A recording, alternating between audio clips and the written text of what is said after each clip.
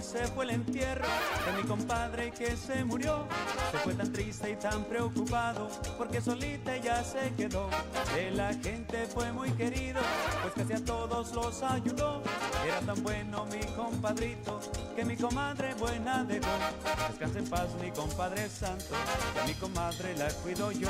Y le prometo velar por ella y que no extrañe tanto su amor. Le trataré de que ella se acuerde de las caricias que usted le dio. Así es que no hay por qué preocuparse, de mi comadre me encargo yo.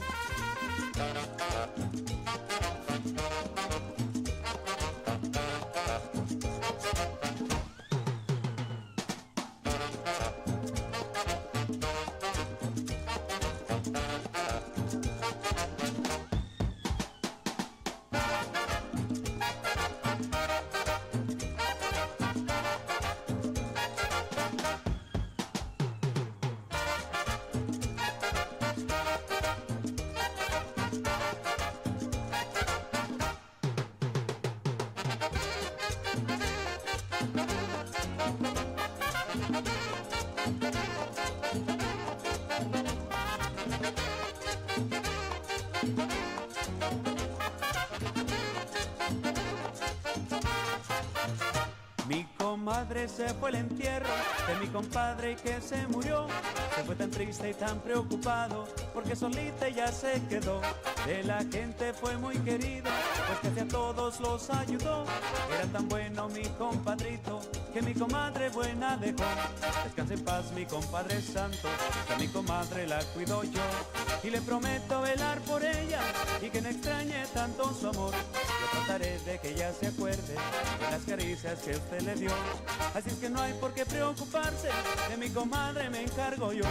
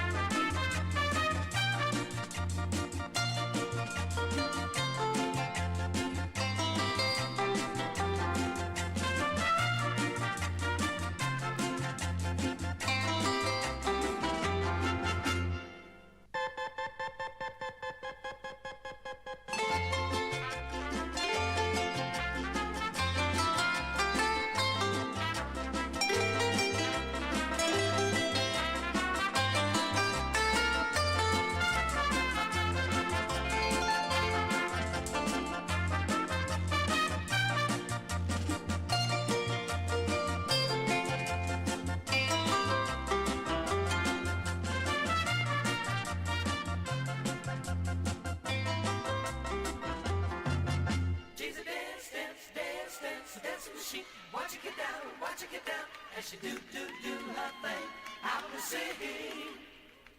She's a dance machine. Watch her get down, as she do her thing out on the scene. No. She's a dance machine. Watch her get down, as she do her thing out of the scene.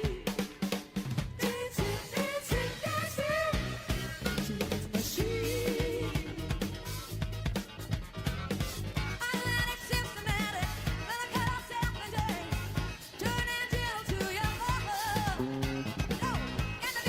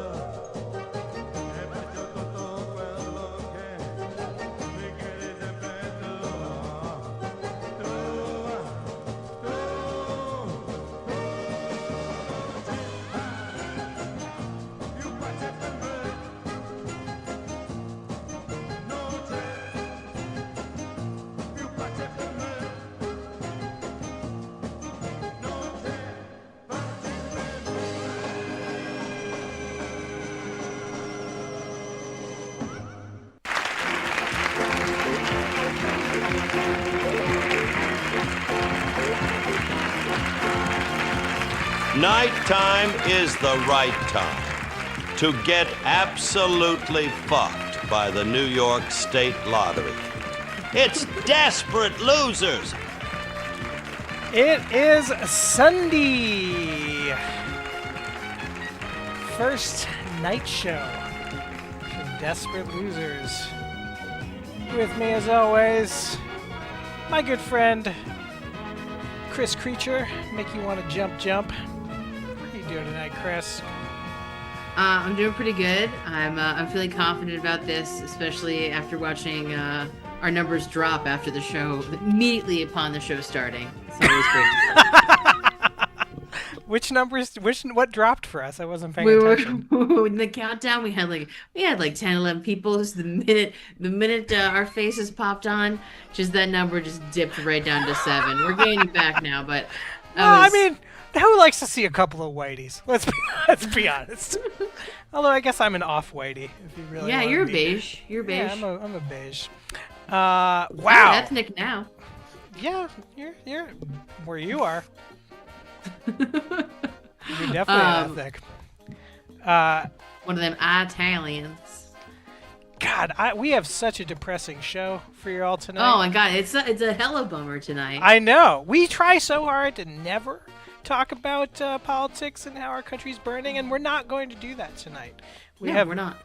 No, but usually this show is a respite from that horribleness, and instead we're just presenting you with all kinds of other awfulness. I guess the first big bummer, Chris, you have an update for us. We had, on the last episode, people were taking bets about when your duck egg was going to hatch. Please give us your depressing update. We had, last week during the show, we had 2 ducklings hatch. There was a third that was on its way, or maybe even a fourth. And we were taking bets when those last 2 eggs would hatch. When would the last egg finally finish its transition into life? And it did not. Both eggs died. So that was really depressing and kind of gross. But I will say the 2 ducklings that did hatch, they spent a couple days in a homemade, an expanded homemade incubator, and they are now living their best life with a pair of lesbian ducks that live outside and who have adopted them. So 2 moms, too much, too good. Wow, that's very So- that's so, sweet. you Not know, a total little- bummer. Yeah. Not a total bummer. By the way, Chris, tonight this comes up a lot. This is definitely one of my favorite records that is in our little queue of music. This is Ray Rodriguez. He's our guest. Nice. This is a Mexican American band from Los Angeles, and I felt like in solidarity with the people of Los Angeles, we should give Ray a little bit of a prominent place on tonight's show. Yeah. I love it. For anybody tuning in who, I know there's maybe some old timers in the mix from Desperate Losers Yore who are wondering who the fuck you and I are. We're friends of Matt, and we rebooted the show with him, and Matt had kind of like a ongoing family emergency situation pop up. So Matt is still very much a part of this show, but has taken a step back for the time being. So we are doing all the hosting duties until he is back with us. Chris, our follower goal. We're getting closer. Oh man, we're inching towards Inching towards it. Yeah. 900,000 followers we're looking for. We have 800,000 999 915 to go. But I feel like we'll get there. We will. I mean, like, stay positive. Stay positive. Stay positive. If you're not in our Discord, there's the Discord link. You join the Discord, you'll get a bingo card where you could win a lot of points in Desperate Losers. I feel like there's the most points on the board. And really, it is the best way to engage meaningfully with the Desperate Losers extended universe. Yeah, people are getting points outside of show hours. People are, most importantly, losing points outside of show hours. Rapidly. Yeah. If you try to convince Shifty to call in and have us give him tech support, that is -5 points right off the bat. I'm making that a rule. Chris, I have a show and telly that I kind of want to get into early in the episode because it will play out in a way throughout the show. If you don't mind me doing a quick. Time for a little show and telly, baby. So you've never seen this before. This is something that I mentioned to Visk a very long time ago. I bet you Visk does not even remember this. I mentioned these secret recordings of drumming legend Buddy Rich. And I'm not going to set it up any more than that because I feel like the video is going to do all the work. So we'll take a look.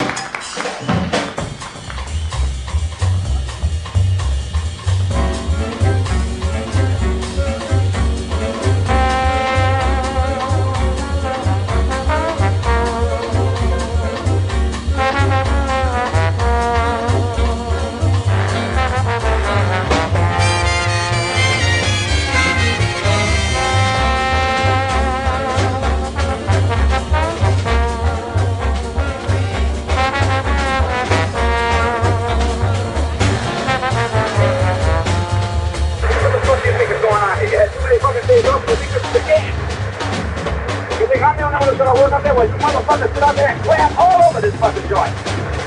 What do you think this is, anyhow? What kind of plane do you think? What kind of miscues you call this? What fucking bed do you think you're playing on, motherfucker? You wanna fuck with me on a bad band? Shut that fucking door. I'm out there working my balls off trying to do somebody a favor, and you motherfuckers are sucking all over this joint. What kind of trumpet place do you call it tonight? And saxophone? You gotta fucking be kidding me. How dare you call yourselves professionals? Assholes are playing like fucking children out there. You guys are where the fuck are you? You will be heard? Everybody can hear your fucking plans out there. You don't need a mic for that. You up the first fucking time? Blow on black. Shit! If they're not here all fucking night trying to blow your fucking brains out, they're trying to play. Play your play. Slam! You got nowhere the fuck to go to next day because if I hear one fucking clap from anybody, had it. One clamp and this whole fucking band is through tonight. Try me. You got some fucking nerve. Nights off, nothing to do, and you come in and play this kind of shit for me? Fuck all of you. You're not doing me any fucking favors. You're breaking my heart up there. I gotta go up there and be embarrassed by you motherfuckers. I play with the greatest fucking musicians in the world. How dare you play like that for me? How dare you try to play like that for me? Asshole. I get 15 fucking kids to rehearse a fucking time in this band is incredible. We don't play two fucking bars in one fucking tempo. Not one. You can't keep fucking time and play this. Too many things to do with it. You can't pat your fucking foot and play. You're all over the fucking place. Miss you after miss you.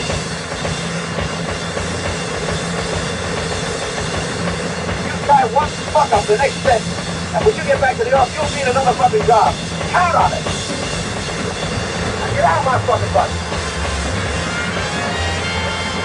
Right now. Buddy Rich at the drums, ladies and gentlemen. That's wild, right? Oh, wait. Chris, I don't have audio from you. Hold on a second. Why do I not have audio? What happened to my audio? That's my fault. Sorry. That's your fault. Yeah, my dogs were barking in the background. Kate, that was amazing. The way that you synced up the drum solo to his... Oh, I didn't. No? He yells at the same, cadence as his drumming, which I find absolutely fascinating.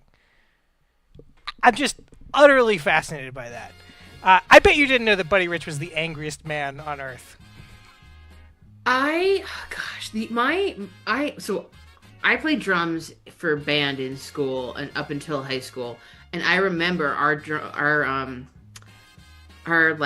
band teacher showing us a video of him, and it's shot from underneath, and he's sweating profusely, and the floor is made of glass, and so as they're shooting up under him, the floor is getting more and more soaked by his sweat.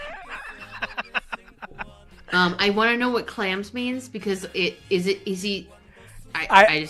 looked it up. That's clams is definitely the banger from that video. Clams is like when you clam up and you like don't hit your beat right, or you play a false note that isn't It's like when a you get blue the note. yips. Yeah, it's when you I get the it. yips in jazz Okay. music.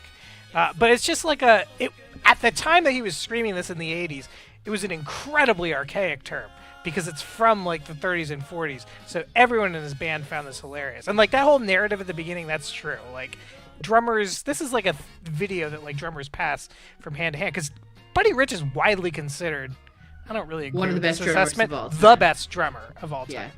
I think he's like I don't know, he's very technically impressive. I don't want to get into Buddy Rich, but like I like that I find him Pustu's kinda just like, boring. no, he sucks. You know what, Pustu? I don't disagree. Like, there's no... Every time Buddy Rich finds a groove, he's on to the next fucking thing.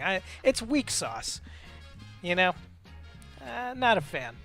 Hard to tell fact from fiction. I mean, Ari, it's all fact. There's never any Yeah, fiction. we don't lie on this show. Everything on this show is real.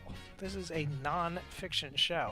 Anyway, so I wanted to bring that up early because, you know, we have all these little drops from Shifty whenever something bad happens on the show, when somebody loses. And I have now sprinkled into all the Shifty drops, a bunch of Buddy Rich drops. So be on the lookout. You will hear clams when we lose. Chris, what are we looking at here? What is going on with this bottle?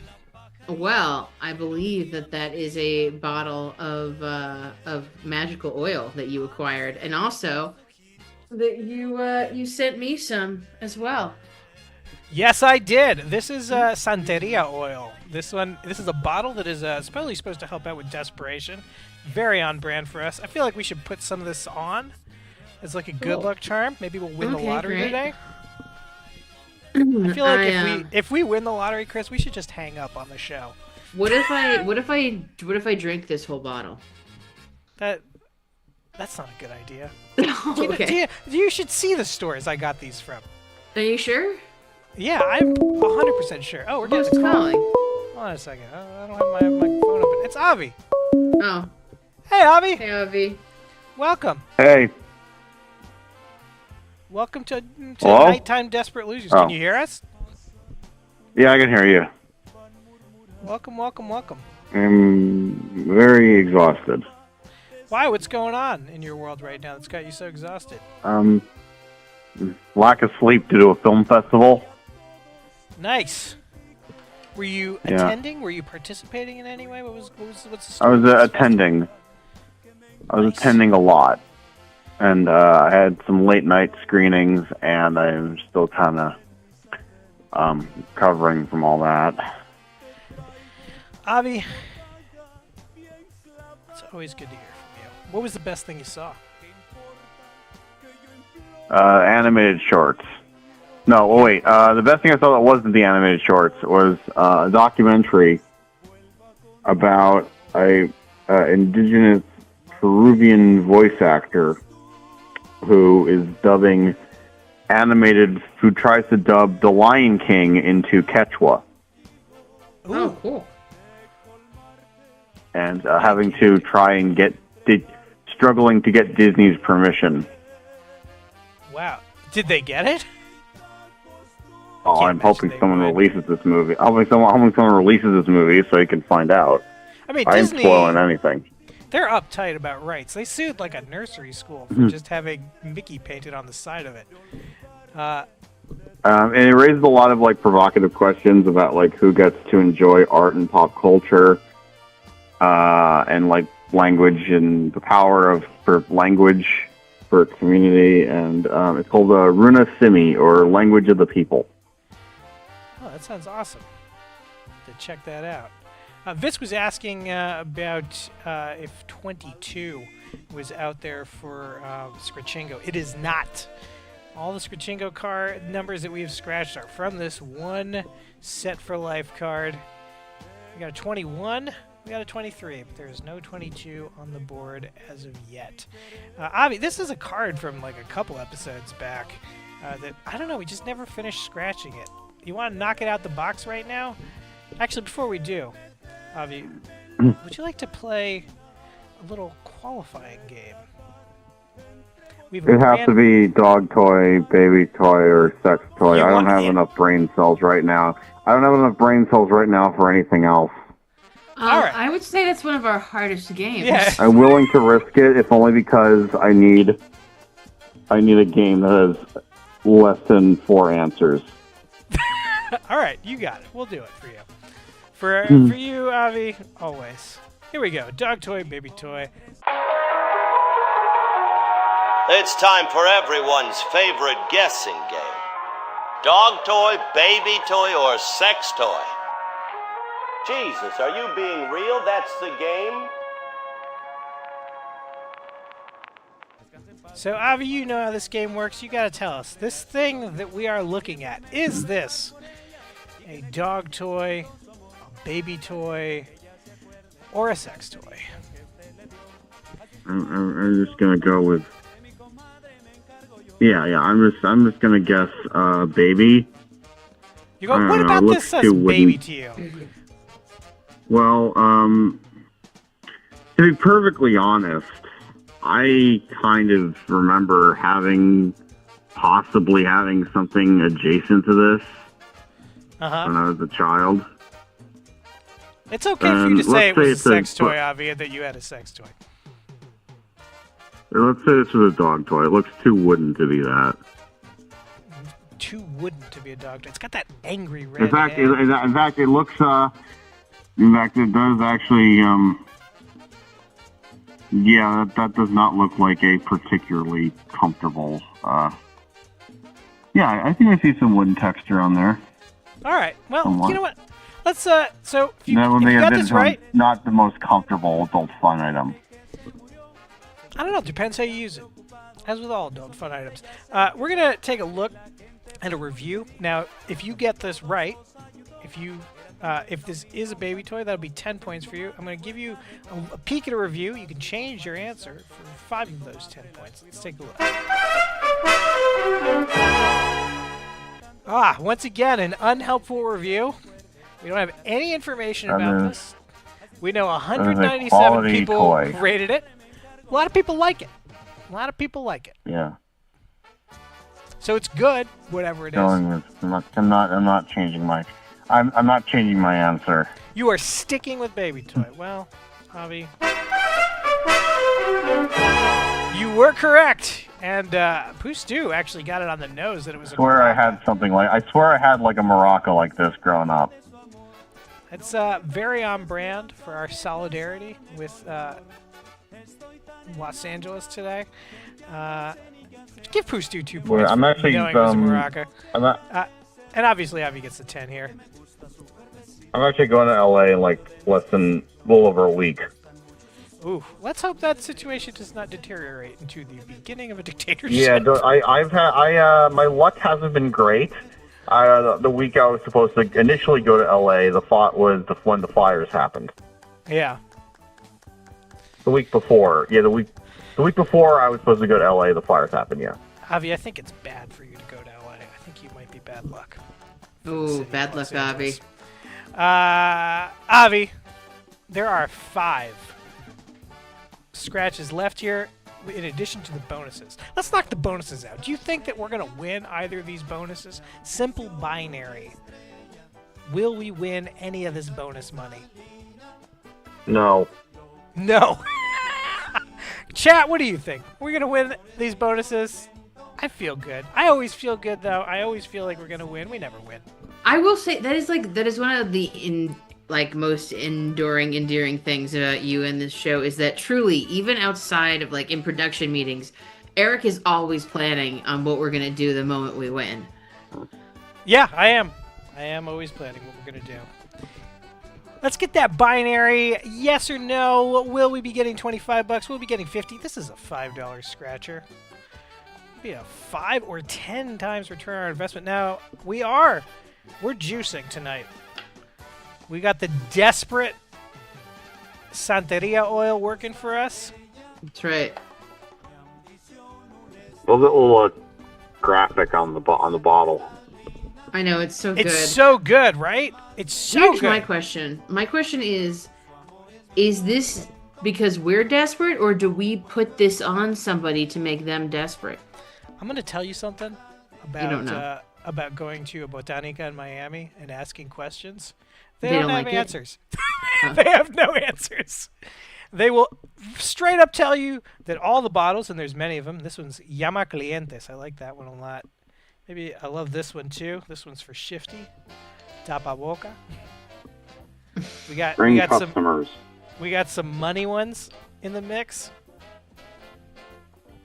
You know what? I'm hoping for more viewers tonight. I'm gonna throw on a little Llama Clientes on top of the desperate one. So yeah, I don't know if that bottle. I'd have full to extent imagine. of their Oh, there's so many. There's naming hundreds of them. ability is the dinero for the money. There's a really good one that it's like my grail. I've never been able to find it. I've only ever seen a picture of it. It's called frankincense, but it's just the name Frank and then incense. So good. So you're saying no, Avi? Let's find out. We're scratching with a knife I found under a hotel mattress. As a child. As a child, yeah. As That's a right, bow, and that's not going to do it for us. Just to remind anybody, if there's any unsolved murders in Kentucky by Kentucky. tiny From the 90s. stab wound from the 90s, call us here. Yeah. How is the emerald a loss on a lottery card? Because we're looking for $50. They love to get your hopes up with jewels. I'd rather take the emerald than the $50. I feel like But they should have losing like tokens there. You know, I feel like you should just get like a bird. You know, like one of these. A bird. Yeah. You should get a like barrel. A barrel. Yeah. One of those, Just a guy in a barrel. you ever play A guy Wario? in a barrel. They have like a little swirly pile of crap. Yes. You ever play WarioWare?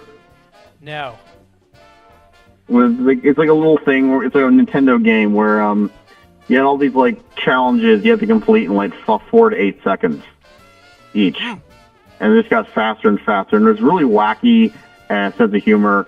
But I had the Japanese version of one of the games, and what I found out was that the initial release of the game in Japan, there were so many moments where they had like swirly piles of crap everywhere.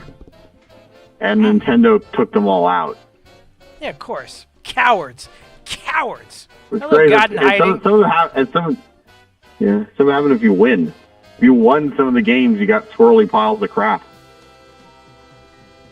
Wow. So that feels like a kink to me. Avi, I got 5. You know, I don't know if you were watching Visk's stream. Shifty was lighting us up in Visk's stream saying we don't do enough scratchers. That we just wait on them. So I want all 5 of these in a row. Chat, get going in here. Give me 5 numbers. We are to win. We're looking for a 14, a 19, 11, a 3, or a 1. I'm not feeling it.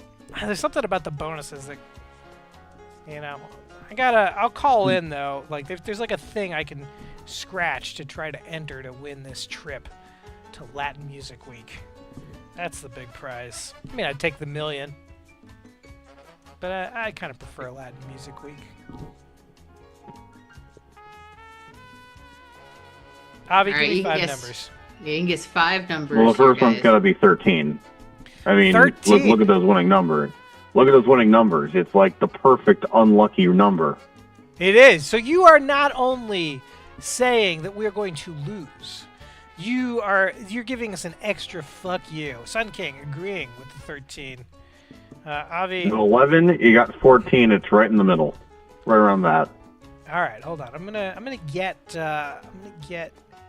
our little answer thing up. Maybe there it is. So you're saying 13. I'm wondering if one of those is going to be 13. Yeah, might not be the one I pick, but one of those would be funny if it was 13. Not funny to me. What else you got for me? Give me 4 more. Okay, I'm going to say 4. A 4. Also not a winner for us. Fuck you very much. What else you got for me?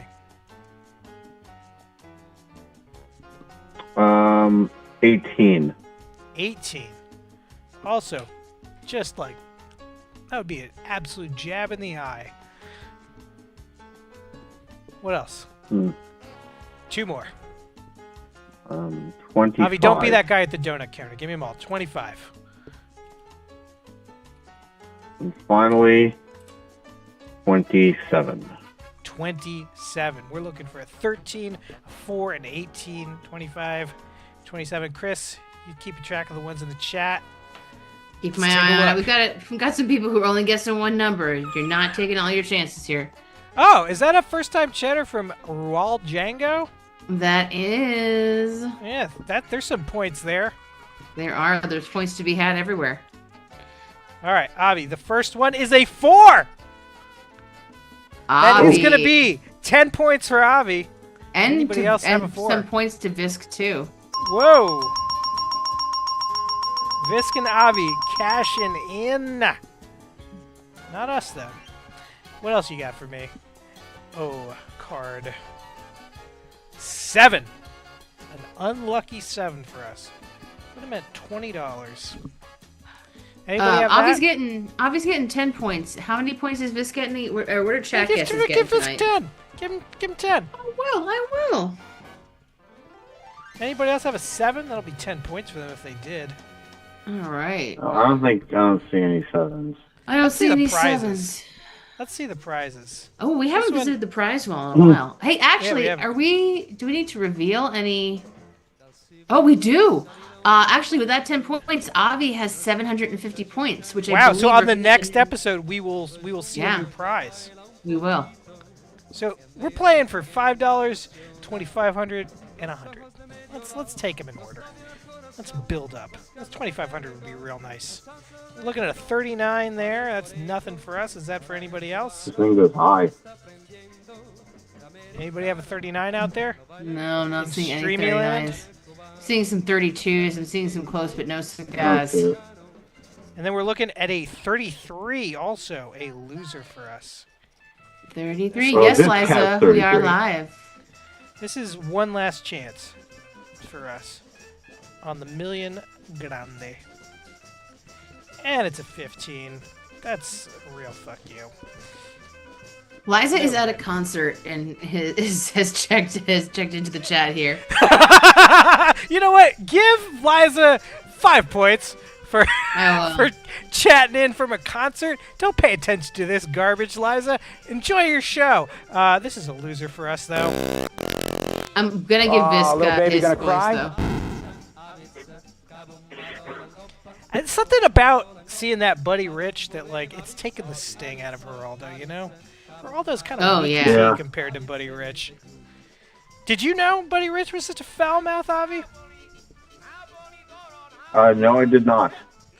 Yeah. What was your opinion? Did you have a preformed opinion of Buddy Rich? Celebrated drummer? I don't really follow much of that. I was just thinking Whiplash. Yeah. Not a jazz head, I guess. Yeah. It's a shame, Avi.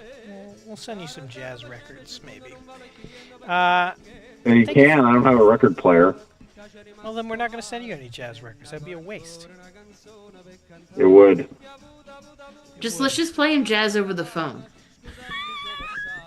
It's the best. Actually, it's the best way to listen to jazz. I don't know if you knew that. Yeah, that's how all the audiophiles like to do it. Oh, you definitely wanna put it over a landline. Weird. Like I have like access to VHS, but I don't have access to vinyl. Well, I don't recommend Buddy Rich. Don't recommend it. Visk does. Visk was just listening to Buddy Rich tonight. Nice. Well, Avi, thank you for calling. Always a pleasure. Thank you for picking up. We always pick up. Keep playing along from home. Are we going to do a special late night points for new callers? See it. Oh. See ya. Right. Bye. Special? No. This is regular. This is a makeup show. I'm not going to give extra points for it being nighttime. This is not some fucking vampire show where you get a vampire bonus. You Yes, Visk, we did talk about Buddy Rich on one of your streams. That's why I ended up putting that thing together. We got some voicemails, Chris. Should we take a Ooh, look at let's listen to the voicemails. Yeah. Let's do it. As much as I want to keep listening to this pizza music. We got a problem with pizza music? You have 6 new messages. I'm so excited to talk to you on Thursdays between noon and 2 Eastern. I'm really excited about our relationship. Hola. I'm looking to speak to the sexual icon. Please call me that. Who asks losers to call them? Would you not be the biggest loser? I feel like that's something that biggest loser that all losers funnel to. Must be shameful, man. A lot of crazy people calling in this week. They ain't got nothing on Shifty. Somebody else there like chewing the hair off your mustache, and that little hair just is floating around, and it gets stuck in your gum. Oh, and you're like, God. oh, there's like a hair in my gum. So then you try to get that with your fingernail, and you just push it in way deeper, and now you're fucked. You're screwed. There's no way you're getting it out now. Why is life so hard? Why is it gotta be so hard? But then you remember that it's not always bad. And you go outside and you look at your dead house and your dead tree and the dead sky, and you just lay down in the yard. It's like, tomorrow will be a better day. Been laying in bed for like 2 hours. My brain is just whirring so fast. The thoughts are flying, accelerating all the molecules around me so badly. I gotta keep spraying myself with a water bottle to keep the air around me from catching on fucking fire. Oh my gosh. I am so thankful to all of my loser family for the amazing amount of imaginary bastard children that you gave to myself and Shifty. And I tell you what, I hate to miss the show, but I'm having to borrow phones now because I was up in a tree with 12. I'd love to tell you about it, Shifty, but you gotta come find me. I'm up here lost in a tree somewhere. Shifty, come on. I'm up here checking out your curtains. Can't you find me? Yeah. Okay. Talk to y'all soon. End of new messages.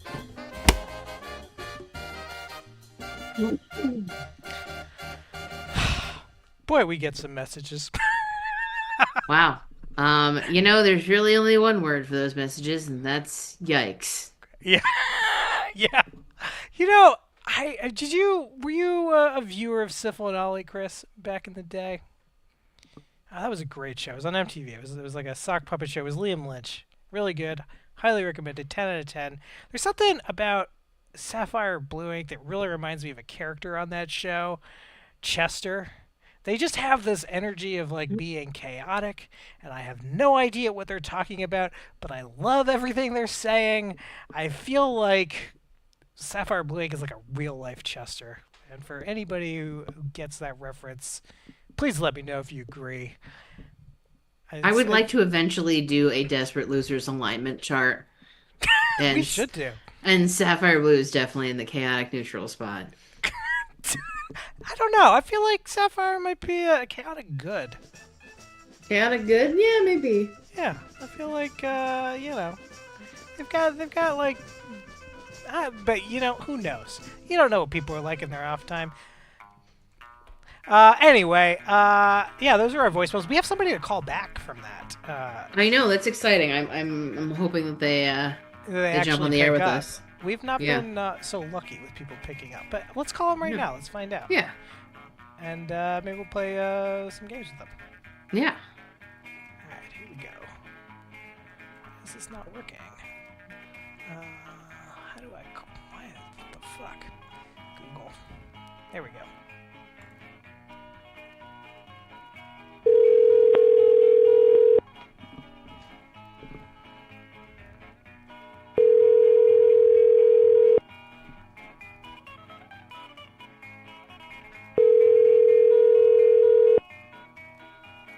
Oh, the ratcheting tension. Hello? Hello? Hi, you're on with Desperate Losers. You called us and left us a message. Oh, right. Yeah, you're live on Twitch right now. Do you have time to play some games with us? Nope. All right, well. The end. I she was like, oh yeah. Right. No. Well, I told this person that they were going to be live. I like that. I like that they immediately hung up. Well, no points there for anybody. What is the number if some of the people watching now want to call us? They want to. If they want to call us now, 917-524-7853. Call in. We have a new game. There's a brand new game to play. Much ballyhooed on our social media accounts. Oh yeah, let me tell you, we finally got out of YouTube jail because we got punished for using the word orgasm in one of our titles. And now that we're out, thousands of views. Thousands. Well, a thousand. Thousands of views. Let's get these bonuses out of the way, Chris. You think we're going to win or not win? No, I don't think we're going to win because let's do it for the orphans, though. For the orphans, we got a tree. No good. So not a winner. Not a winner. And a hat. I think that our conclusion here is the state of New York hates orphans. Yeah, obviously. That's canonical. Yeah. They hate an orphan. I mean, where does Annie take place? Does Annie take place in Chicago or New York? No, I think it takes place in New York. Oh, there you go. Of course, look at that. Look at that history of hate. It's canon. Yeah, and you know what? It's a shame, because New York City, it runs on orphans. It runs on orphans. Call in! We got shit to play. You know, we could just play this new game, even without a caller, Chris.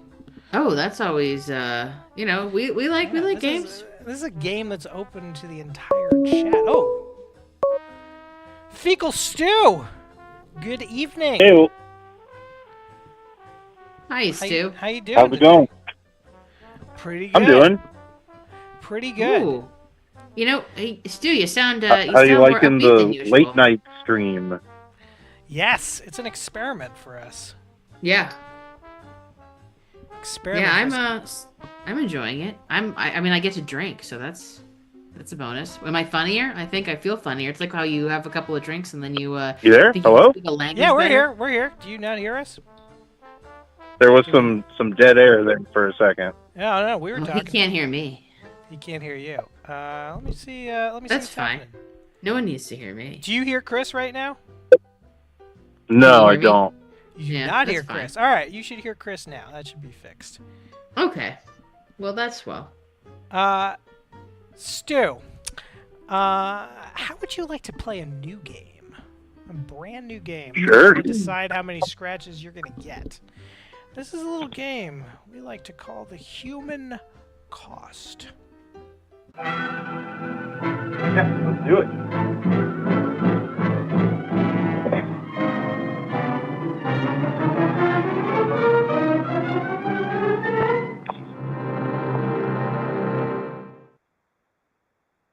So, Stu, the way that the human cost works is that we are going to examine a thing out in the world that people just take for granted.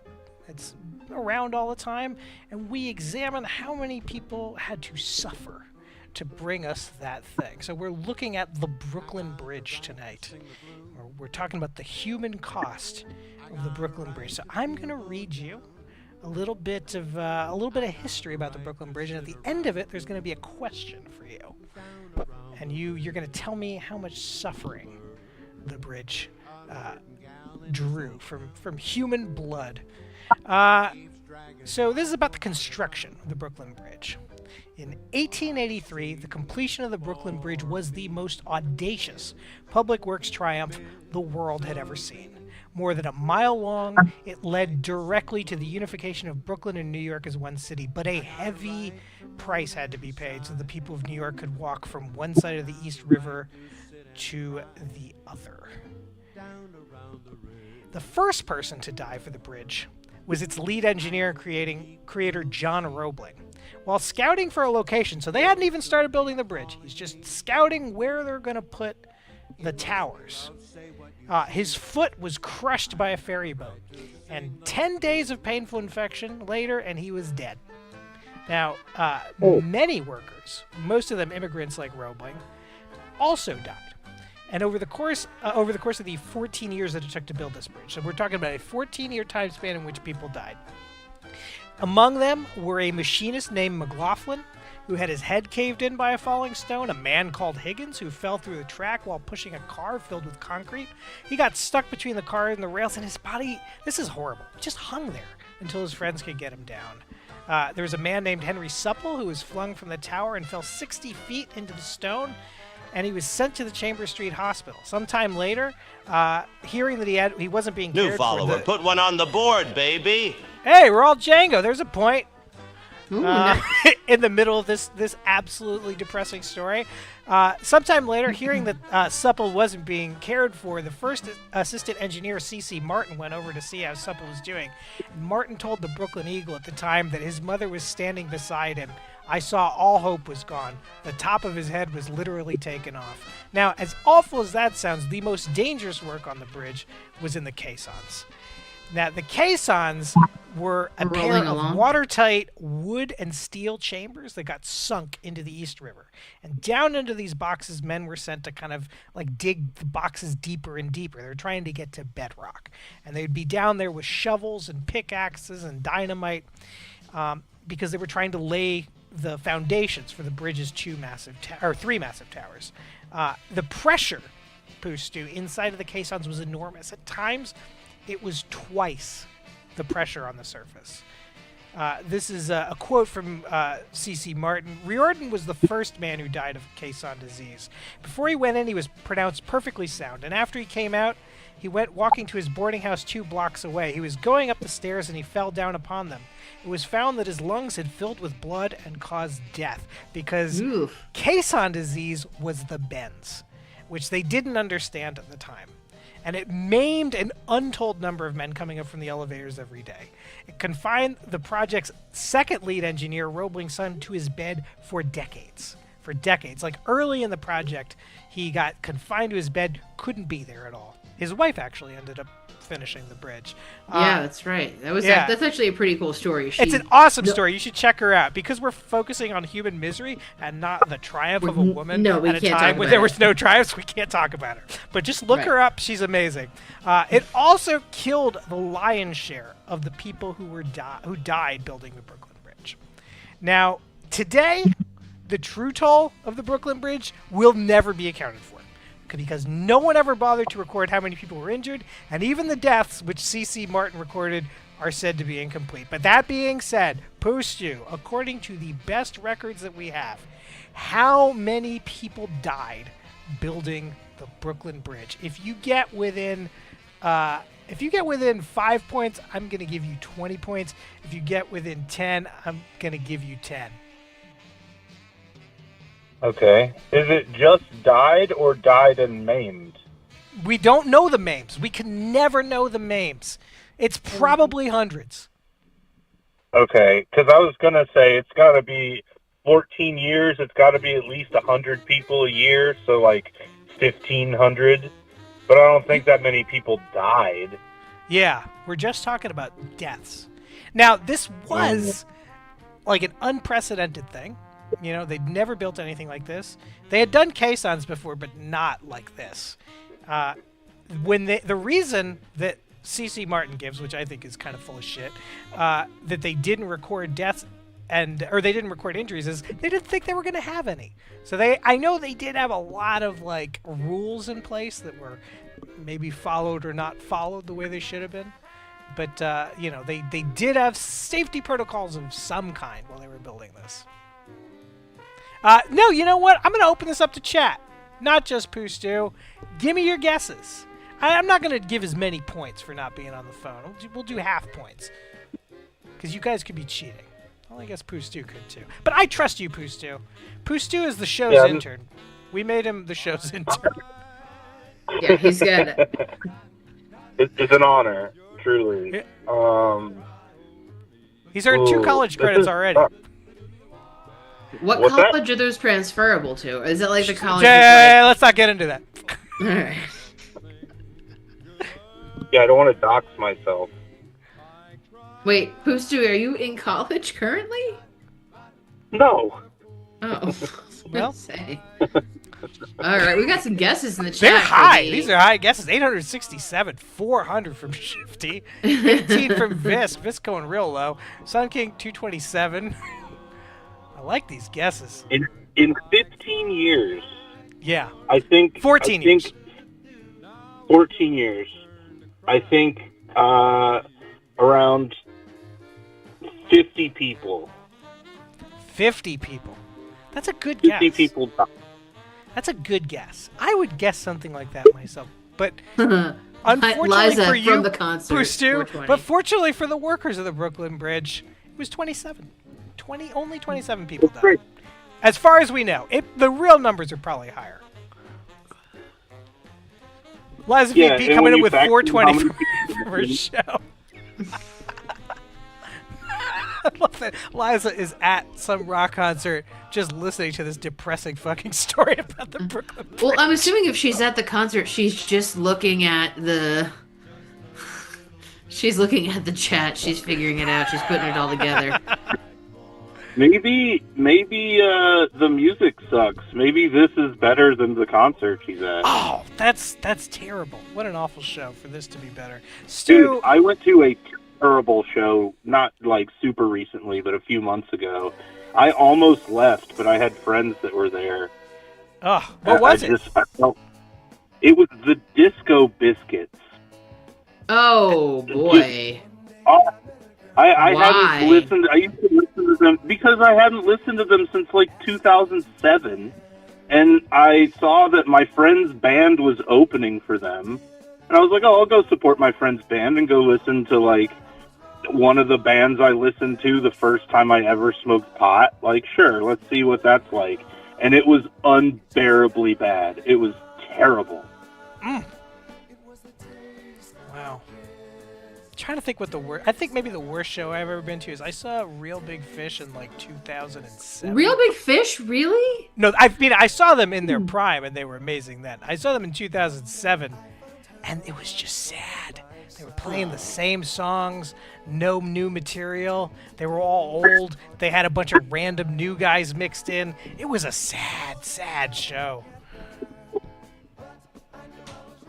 I'm sorry. I don't really think sad and ska should be in the same sentence. I also really feel like we are just due for another ska revival, right? Or does the economy have to be better for that? I don't think Gen Z wants anything to do with ska. I think they would have done it already if they were going to do it. Gen Alpha's going to do it. Now, there's some things that I'm mystified that didn't come back. Because, like, you walk around New York and it looks like the 90s again. You know? Everybody's dressed like it's the fucking 90s. Ooh, maybe we'll get that. Remember when people were swing dancing again? They had that Gap That's not commercial? coming back! Do you realize the amount of, like, socializing that requires? Gen Z does not have the social skills required for swing dancing. No offense to Gen Z if you're watching. No, they're not watching, I promise. Stu, I'm going to give you 5 numbers. I'm going to give you the winning numbers. What do you like? What do you like for the winning numbers? And Pustu, if we win this trip to Billboard Latin Music Week, you want to come? Fuck yeah. Wait, where is it? It's in Miami, my hometown. Ooh, that sounds fun. That's almost as far away from me as I could be. I'd have to live in Seattle for it to be farther. Well, don't dox yourself. Don't tell me how far it is. The number one Desperate Losers rule: do not dox yourself. Do not dox yourself. Please, everyone, stop doxing yourselves. Holy crap! I like how we say everyone, and we only mean Shifty. Stu, what do you like for winning numbers? 13, 22, 18, 1. 1. How many numbers have we got? You got 5? one more. You got to give me one more. All right. 33. 33. I like it. I like it. Let's get that up. Let's get those answers up. So there's your guesses: 13, 22, 18, 1, 33. Visk knows what to do. Get those chats in, everybody. Because we're gonna do this scratching. And this is a great way to get some points. And You know, we talked about the prize wall before, but we never. We haven't actually looked put at it it. up. We haven't looked at it. Let's take a look at that prize wall. Desperate losers. Prize wall! Wow, that's 650-point prize. That's rough. It is. It is. You know the prizes, Poostu. 25 points gets you the NFT that nobody wants. It's the points, non-functioning token. The non-functioning token. It's a zip file. We've just put a JPEG in a zip file for you. We do not give you the password. Do not give. That's another 5 points. 100 points gets you your ad in the countdown. Avi just cashed that in, and Avi's gonna have his ad in the countdown for quite a few episodes. 200 points, my favorite prize, my absolute favorite prize. Avi also cashed this one in. Avi, I think you got those, right? You got those cards. You get Kojak trading cards, which when I take the prize wall off, you'll see. 300 points gets you a roast from Geraldo. Those have been some of the roasts we've made in the past. Some of the highest viewed videos. For 300 points, we will have Geraldo roast whoever you want, anybody you want, or anything you want, anything you want. It could be a concept. 500 points gets you the intimate nighttime thoughts of Larry King, and 650 points. I love this prize. You take 200 points away from someone else, and these are not spending points. These are leaderboard points. You can spend 650 of your prize points to take someone down in the rankings. A mean prize, but also one that you guys could collectively use against Sleeve McDykel. High atop. Oh, he got that got messed up what? somehow. That's weird. Sorry, I'll fix it. Yeah, that got messed up. Yeah. Oh. Hey, I don't know what happened there. It's okay. We're gonna. Right. It'll update. It'll there update. We go. It takes a few seconds. Not completely off the scoreboard. That sucks for me. Yeah. No. Oh yeah, you're off. Yeah, he's off. But this is your chance, Poostu. This is your chance. There's been a lot of movement. You're just barely off, like a 30 points away. Yeah. I thought I had like 600 points. No, you've got. Oh yeah, you do have. This is a typo, Chris. We got a typo in there. Oh, do what we? is going on there? Ooh, I see. I'm fixing it. I'm fixing it. 694. Yeah, it should match. All right, hold on. I'm gonna readjust this, Chris. Thank you. And then, all right, that should be fixed in a moment. God, this is a I don't show. I don't want you guys to think that I don't care about the points. It's that I don't care about you. I think you are funny or drunk. Poostu at number 5. God, the top of that leaderboard's so competitive, right? Look how close those all are. Poostu within like 54 points of Avi in number 2. Shifty at 737. Sun King at 736. Sun King's gonna definitely get more points today. Sun King is quietly, I think, the greatest of all time at Desperate Losers, because Sun King has never called in, and still manages to just pull in points. There's those Kojak cards. 200 points for those Kojak cards. Stu, I know you're saving your points. You don't want Kojak cards. I'm trying to become no, an I did producer think of the about show. it'd be. I didn't realize we could get a roast of anything, and it'd be really funny to have him roast ice.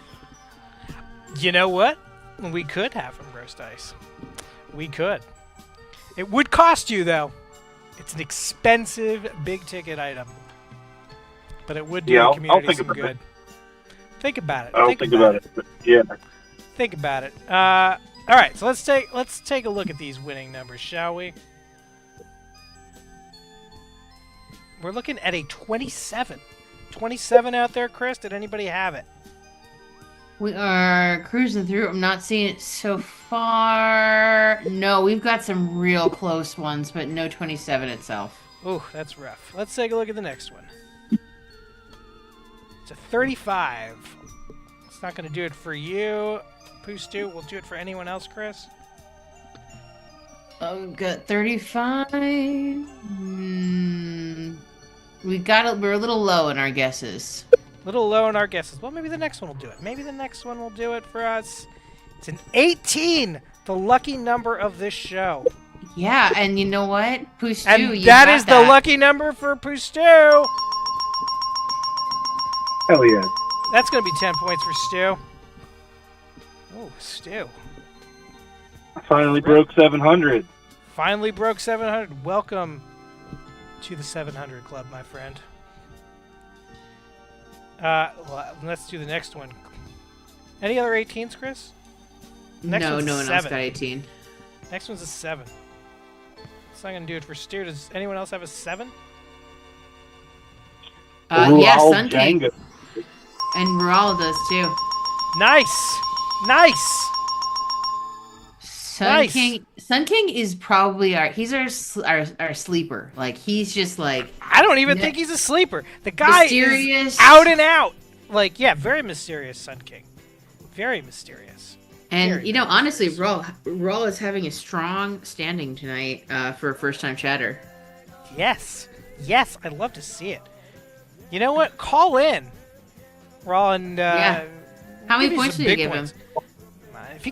If Raw calls in, not going to assume gender here, 100 points. 100 points just for calling in. Wow, just for calling. Just for calling. Is that on top of the first time caller points? No, that is the first time caller points. That is the first time caller points. For tonight. Okay. 28 is the last number. Not going to do it for you, Stu, but you did get some points out of the 18. Anybody have a 28, Chris? I'm not seeing any 28s. Not seeing any 28s. Well, that's a shame. Hey, Stu, if traffic is slow tonight, if we don't get any calls, call back again. We'll do Larry King 5s. All right, sounds good. All right, catch you later. All right, bye. There is that number, 917-524-7853. First-time callers. I'm giving out 100 points. First-time callers tonight. What will 100 points get you? Halfway to a Kojak trading card. I mean, listen.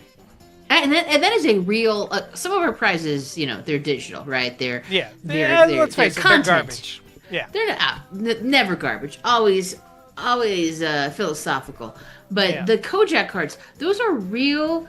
trading cards made by a company. I believe they're from the Netherlands. If you can correct me if I'm wrong. Yeah, they are from the Netherlands.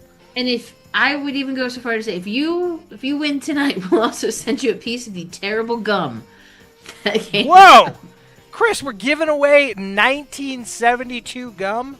As long as they promise not to eat it. I'm gonna do one better. I'm gonna throw in a free Kevin Dobson card. You may be asking, who is Kevin Dobson? Who is Kevin Dobson? You should know who Kevin Dobson is. Kevin Dobson, co-star of Kojak, the number 2 on Kojak, but more importantly, major leading role on the primetime soap opera Knots Landing from the early 80s. No slouch. Free Dobson with a Kojak card. Kojak cards can be randomized. There's some good ones.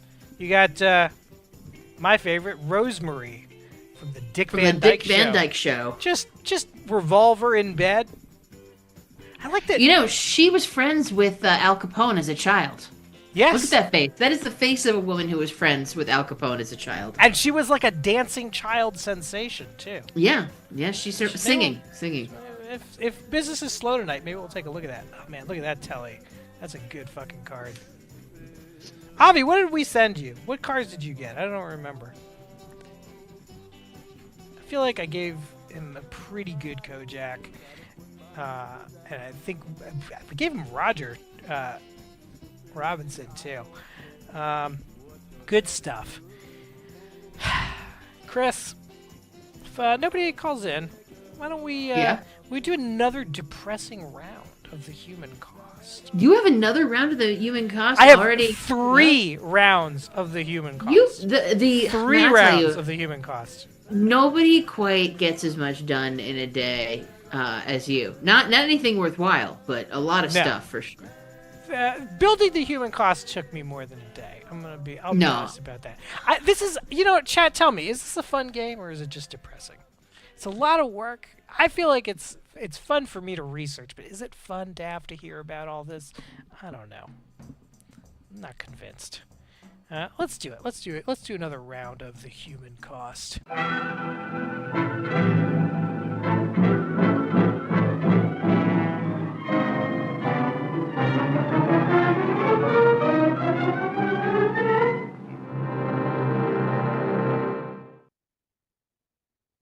I just want to make. I want to make sure that people understand. We know that it's not a blimp. We know it's a Zeppelin. That a blimp is basically a balloon, and a Zeppelin has structure. But you say the phrase Zeppelin full of Nazis, and then say blimp full of Nazis, and which is zingier? Yeah, it's not just a zinger. Zeppelin full of Nazis, that makes the Nazis sound cool. A blimp full of Nazis makes them sound like a bunch of dum-dums, which they are. And I'm just not gonna, I'm not gonna give Nazis like any cool branding. Yeah, it's just there's a bunch of ding-dongs in a blimp is what it was. Ding-dongs in a blimp. When people talk about the Hindenburg, like they never talk about the fact that it has like 4 swastikas, like just like on the tail fin. It is like a fucking Nazi blimp, and nobody talks about it. Anyway, my gosh. This footage we're looking at right now, Chris, this is the Brooklyn Bridge is like one of the earliest films ever taken. This is an Edison recording from like 1903, so not super long. What a dick he was. Yeah, he was. Tremendous piece of shit. Tremendous piece of shit. Wouldn't be surprised. That would be a Nazi. That would be a great human cost. How many people were directly killed by the choices that Edison made? We at least got one in Tesla. Murdered an elephant. That's right, Topsy. He did murder an elephant. Did murder an elephant. Topsy the elephant. Yeah. Do you think they said, "Aw, Topsy," after that elephant was dead? Should we fire off a quick Kaddish on the show for Topsy? Anyway, let's get Pour one down out to for business. Topsy. Sorry. As horrible as the last segment we did on the building of the Brooklyn Bridge, that was not even the worst. None of those like days of mayhem, of people like getting their lungs destroyed in the caissons, were as bad as what we're about to talk about. We're talking about the stampede on the Brooklyn Bridge. So it was the Wednesday after Memorial Day, 1883. The Brooklyn Bridge hadn't been open for even a week.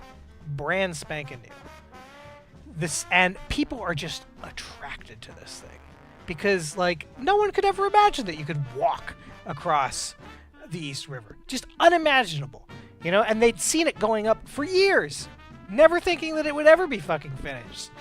And then one day it was. And so like for weeks after it was built, people would just like go all the time. So the Brooklyn Bridge hadn't even been open a week. The stairs to the New York side of the bridge were a mess of people. Victorian bodies in heavy worsted black jamming every inch, clamoring to see a view unimaginable the week before. But after 4 p.m., a woman who was coming down the stairs suddenly lost her footing and she fell to her knees. Now, not a big deal in and of its own. A bridge cop on duty caught her and then proceeded to drag her down the stairs. Typical shitty cop procedure. Drag her down the stairs, hoping to get her out of the way of all the other people. Now, as this is happening, another woman at the top of the stairs catches a glimpse of this lady just being dragged. And she loses her absolute shit. She starts screaming at the top of her lungs. And people start to get really worried because something to bear in mind is nobody believed at this period of time that you could build a bridge that was a mile long. It had never been done before. People thought this thing was going to collapse. And, people have been walking on it, and all of a sudden this woman is screaming. So this rumor starts spreading through the crowd that the bridge is collapsing. Well, shit just breaks loose. People start clamoring to get down, and immediately 3 or 4 people are knocked off their feet, being trammeled by people all around them. And for a moment, the New York Times reported at the time that the whole stairway was packed with dead and dying men, women and children piled on one another in one writhing, struggling mass. Children were torn from their parents' arms. Gloves, hats, and handkerchiefs were lost by the score. That's a direct quote, by the way. I like how the New York Times is like, all this like human suffering, but let's not forget about the gloves. A lot of gloves lost.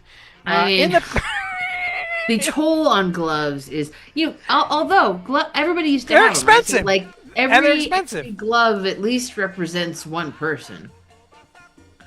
Yeah. Pustu, I agree with you. This is a funny contradiction story. Pata Pata, maybe the happiest song ever written. But, whatever. We're going to roll with it. I don't choose the music. It comes on randomly. So in this pandemonium, Chris, a gang of 10 teen pickpockets just starts looting all these hats and handkerchiefs. They start taking wallets. They start cutting purses. And now people are freaking out even more because they're getting robbed. So this ravenous push begins to just get off the stairs. And even though the stampede lasts for only moments, maybe 10, 15 minutes, it feels like an eternity to everyone there. And when the dust has settled, there lay among the dead Ah Ling, who was a Baxter Street tobacconist, Emma Sherwood, a Yankee visiting from Connecticut, and Edward Colburn, a 13-year-old boy. All in all, this was the single deadliest day in the entire history of the Brooklyn Bridge, from its building to today. More people died on the Brooklyn Bridge on this one day than any other day. So our question is, how many people were died, and separately, how many people were injured in the stampede of 1883? Chat, let's get those guesses in. Now, over 14 years, we learned that 27 people died building the Brooklyn Bridge. But that's over, hundreds and hundreds of days. This one day, more deadly than any day of the building of the Brooklyn Bridge. Wow, that is. I was going to ask you to clarify that. So that's. So this number is not going to be higher than the total number of people who died building the Brooklyn Bridge. Is and that number stands? That number This number is. We feel solid about this number. All of the information for this, by the way, comes from the New York Times, May 31st, 1883. So this is like a first-hand account from the time. And then I looked up more recent sources to see if those numbers had changed. No, New York Times got it on the day.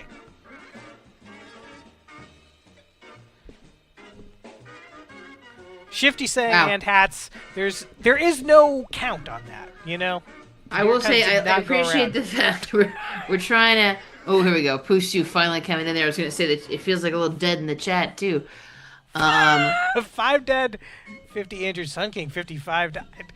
350 injured. That's a lot. Sun King came in high on the last guest too. Sun King, kind of our most mysterious chatter, but also I feel like we're seeing a bloodthirsty side to Sun King. Numbers are awfully high. Shifty coming in with 13 dead, 66 injured. Raul Django, 10 and 20.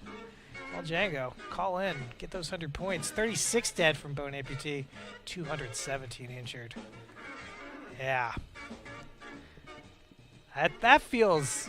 Now, 217, if I was guessing without knowing this number, 217 would feel high to me, but 36 dead, I would feel like that'd be a good number. But this, we're talking about, for context, we're only talking about one staircase. This is just on the Manhattan side, climbing up the bridge. I bet it's. I think. Is it going to be exact, or are we doing closest without going over? No, let's just do closest. Full stop. Closest full stop is going to get 20 points. No, I'll tell you what. Closest on dead, 10 points. Closest on injured, 10 points. That's how we're going to do it. Okay. Oh, all right. I like it. I like it. Chris, what's your guess? Play for the orphans. Oh, I would love to play for the orphans. Because eventually I'm going to have them help me rob a train. I'm going to say 7 dead and 26 injured. 7 dead, 26 injured. Chris, that is an excellent guess because the true number is 12 dead and 35 injured. Oh. Who's closest on this? Who's closest? I think Raul is closest on the dead. All right, that's 10. This is a sterling first outing. And then how many were injured? 27? 20. Injured is 35. 27 dead and building it. Visk also had 10. All right, so let's give Visk and Raul 10 points each. Nice. Like to see it. And who's closest? Oh, Shifty had 13. Shifty had 13. Oh, so should it be Yeah. Shifty? Shifty awfully close. Excellent work, Shifty. You know, Shifty was thinking that he would be at a handicap today.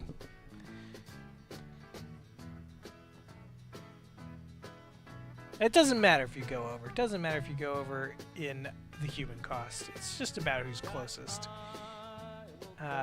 Shifty on beer 1. Wow. Wouldn't it be amazing if we find out that, like, sober Shifty, he really is everything he says that he is? I would love to see it. Shifty, call in now. Let's hear sober Shifty. Yeah, what is sober? Let's ask Shifty to do some math when he calls in. Yeah. Call it Shifty. Let's do some math. That's great streaming. I feel like that's gonna get us right up to. Fine, we'll ask him. 900,000. We'll ask him to answer. Let's do a little light calculus for us, Shifty. Just fill out these matrices. How about we ask him for legal advice? Yeah, while he's sober? no. I feel like if we ask Shifty for legal advice and get it on the air, we're gonna be sued by somebody else. I don't even know how that would work, but I feel like it would happen. Wow. Chris, how do you feel about the human cost? I don't feel like we play it too often. No, I would say that it's what I would call a kind of a boner down. A little bit, Yeah. you know, I mean, it's a little bit sad to think about. I mean, fascinating. Don't get me wrong. I would listen to the podcast, The Human Cost. Yeah. But the game with peppy music behind it. The game with peppy music behind it, I think we should... I'm not saying... I don't want to stop doing it, though. Because I think No. I think it's going to be like a once in a great while kind of thing. It's part of the loser lexicon, really, right? We need to remember these things. Yeah, and I don't do this to like make fun of it. I mean, I just No, I you're feel very like there's very so respectful.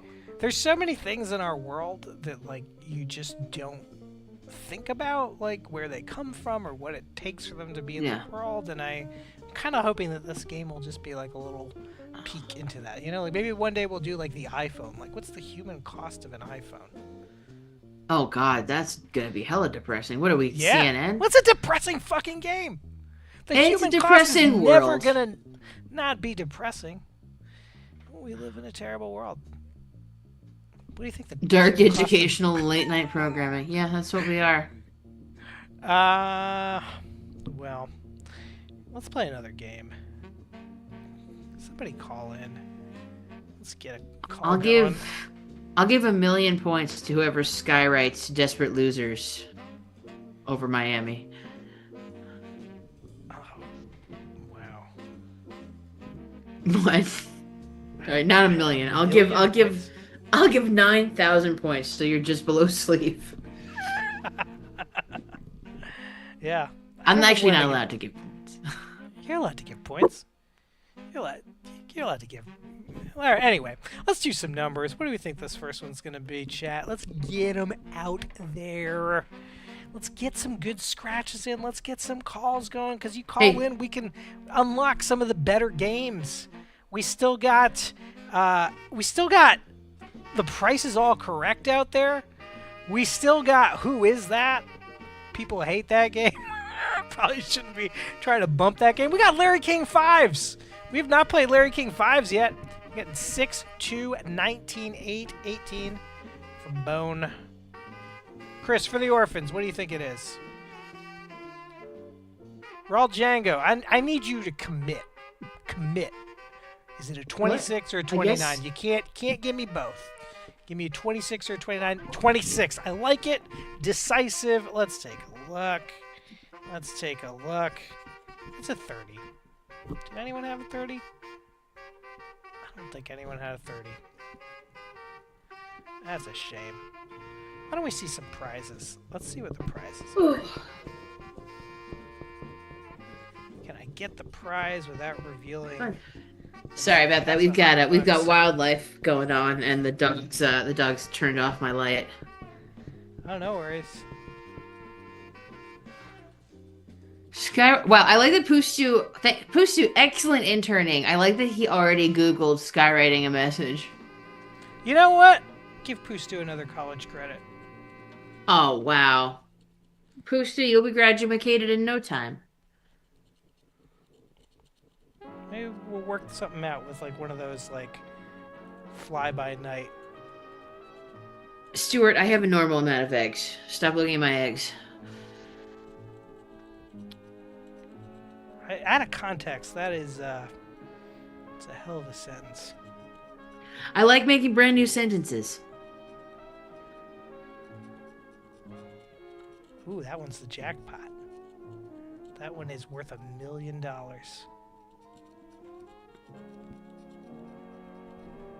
We're not seeing what you're scratching. Oh, sorry. That's bad TV. Tell me, Chris, you gotta direct me. All right. All right. Let's do the next one down. We're doing a $5 prize. What do we think, chat? What do we think that's gonna be? What do we think it could possibly be? Correct guesses are gonna get you 10 points. 10 beautiful spendable points. You can get, look at this delicious cast photo. The entire cast of Kojak. You get a Telly and a Dobson. Dobson's for days.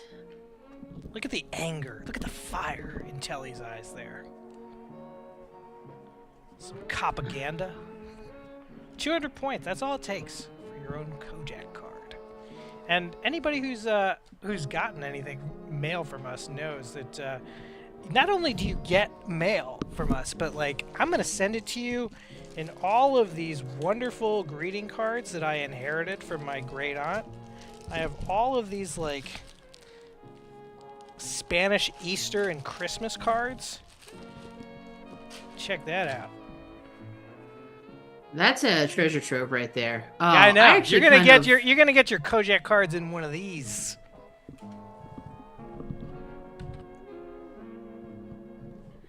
Bone Amputee creating what might be my greatest brain imaginary crossover. Telly as a Star Trek captain. Ooh. Ooh. Yeah. He would have been so much better than fucking Shatner. And I guarantee you Telly would not have taken up Elon on some kind of trip to fucking Mars. Like Shatner's gonna live long enough to go to Mars. Alright, let's take a look at this one. $5. We had a bunch of guesses in. It's a 13. Anybody out there have a 13? Put in your guesses for when William Shatner's gonna live to go to Mars. Let's get a death pool going. Will William Shatner live long enough for Elon Musk to actually build a rocket capable of going to... I'm not even going to say he goes to Mars. Will William Shatner die first, or will Elon Musk build a rocket, not even that goes to Mars, but that is capable of it? I think Shatner's dead before we see the rocket. Oh yeah, I agree with that. No confidence in Elon's rocket abilities.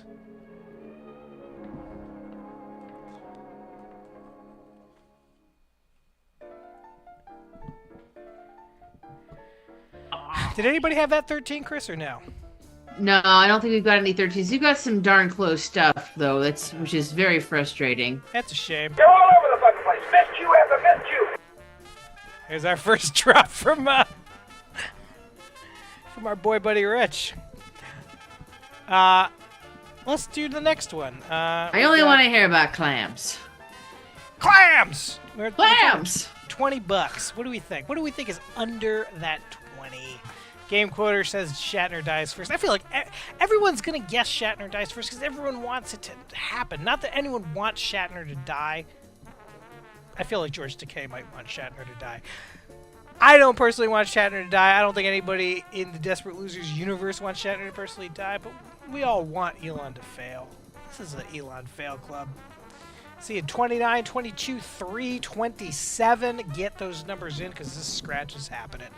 Get them in. We're doing the scratching. We're doing the scratching. It's happening. It's a 36. That does it for nobody, not even us. So close. This card, we're going to get fucked by the alien. Yeah, no, it's going to be terrible.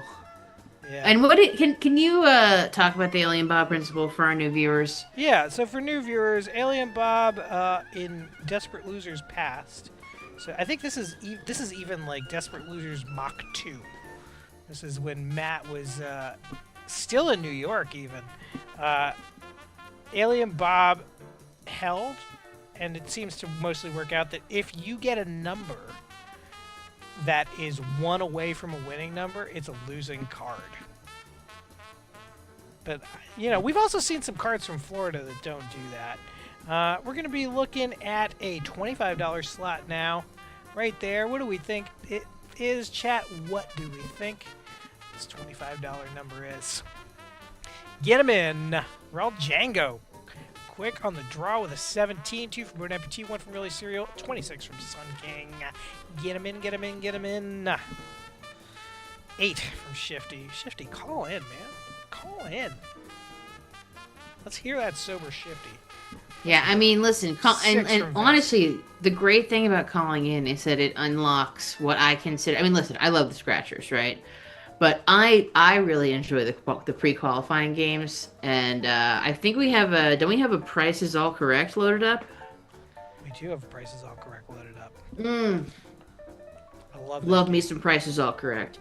Love that game. I do not want to reel too much, but I have come into recent possession of some other years of Sears catalogs. Raw, don't worry about your voice on the. We're not looking for any dulcet tones. Nobody who calls in has dulcet tones. This is not a casting couch for VO. You know. It is a casting couch for other things. It's do not align this show with like a Harvey Weinstein situation. We have no casting couch at Desperate Losers. Hey, Shifty. Shifty, how you doing, my friend? Shifty Merchant. I'm sober. I don't feel so good.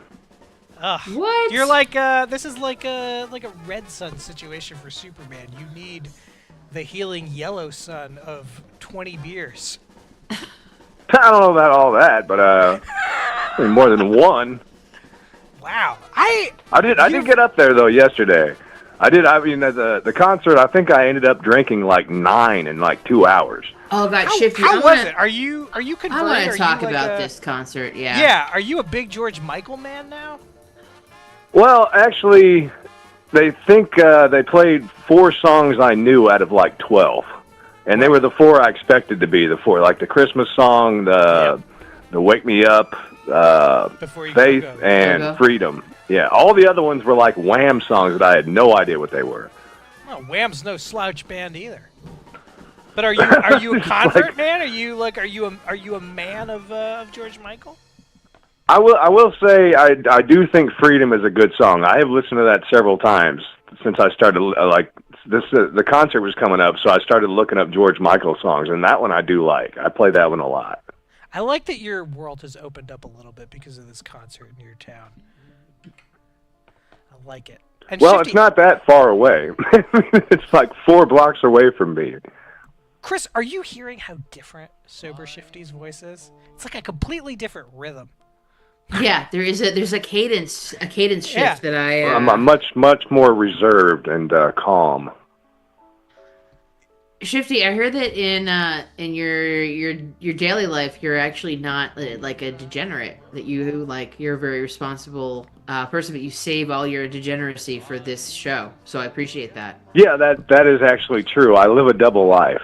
When I go to work, I'm actually a total professional that's respected, and I've worked there for like 21 years, and they all pretty much consider me to be one of the best of the best of the best. So and then I start drinking and I fall into a hole.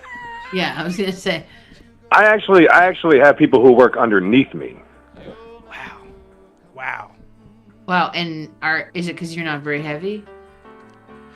It's because my job, there's a lot going on, and I can't tackle it all by myself, so I have people who assist me. Wow. I love it. I would love to see the managerial skills of Shifty Merchant. I want to know. I want to know who is the Shifty assisting? Who's assisting Shifty? Are they a person?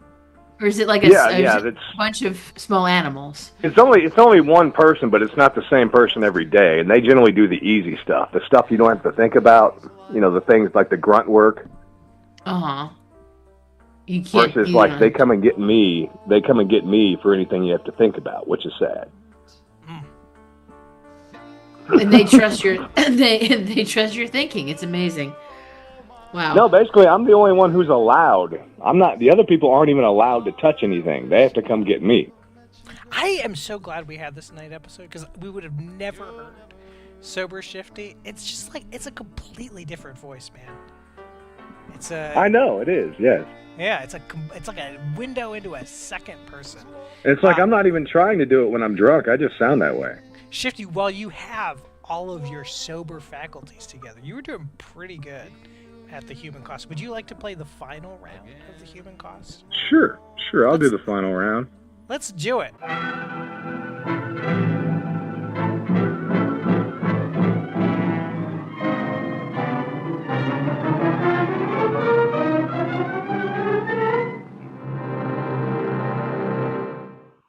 That would be how Led Zeppelin got their name. Yeah, is it from the Hindenburg? I don't know. I believe they just thought that the band was going to go over like a Led Zeppelin. That's like their chances of taking off were as good as a Led Zeppelin. My favorite Led Zeppelin cover band is made up of only gay women, and it's called Les Zeppelin. Excellent name. That's a top shelf name. I know, Shifty, I bet you're wondering why we're looking at this fancy Dan with all these ladies in the sea. What the fuck does this have to do with the Brooklyn Bridge? I've also learned my husband... These are all Brooklyn Bridge. I could tell that. They're all going to be I don't know what I did. My husband has that bathing suit. It's amazing. Your husband lives in how many people drowned underneath the Brooklyn Bridge? Close. Shifty, the final round of the Brooklyn Bridge is about jumpers.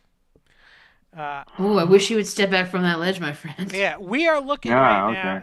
We're looking at a man here. The first person to jump off the Brooklyn Bridge. This is Robert Emmett Odlum.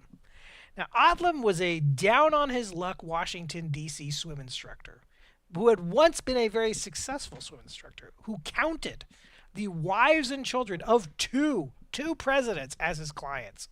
But in 1885, he was heavily in debt and he needed a comeback. So he decided that jumping off the Brooklyn Bridge and surviving was the ticket to fame.